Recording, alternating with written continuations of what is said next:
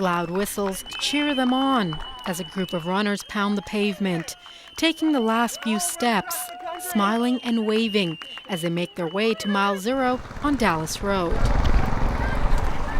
Imagine running across Canada, more than 7,800 kilometers, a marathon a day. That's exactly what David McGuire decided to do to shed light on an issue that's very close to his heart. My skull was removed from my head to allow my brain to swell. It was put in liquid nitrogen for 29 days, and I was never expected to wake up, let alone walk or talk again. That was almost 8 years ago. Doctors still don't know exactly what happened, but they know he suffered a brain injury, whether it was by falling in the bathtub or just his brain bleeding due to something else.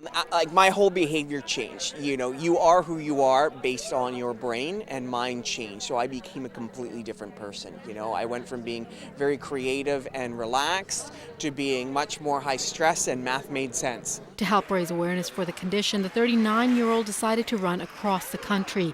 He started in April in St. John's, Newfoundland, and on this cold December afternoon, he reached the Pacific Ocean and dove right in.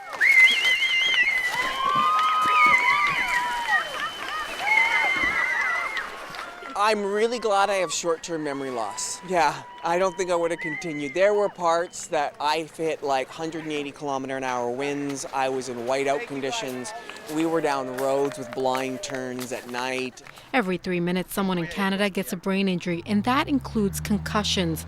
While most brain injuries are preventable, it's still the greatest cause of disability under the age of 44, according to Brain Trust Canada. Men aged 16 to 24 are at the greatest risk. Especially since the brain is not fully developed until the mid-20s. And things like judgment are the last to develop. And so that's why youth are often participating in high-risk activities, but they don't have the judgment to know where their limits are.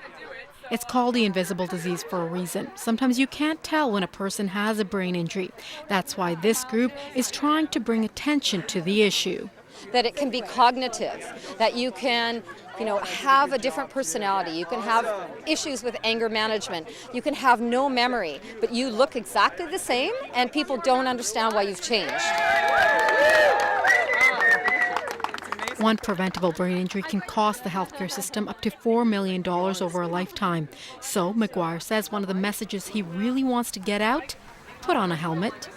That was the whole point. If I got one kid to wear a helmet, it was all good. Over the course of his run, McGuire raised an estimated $75,000. Now it's time for him to take care of himself, find a job, and get on with his life. In Victoria, I'm Sucheta Singh for The Daily.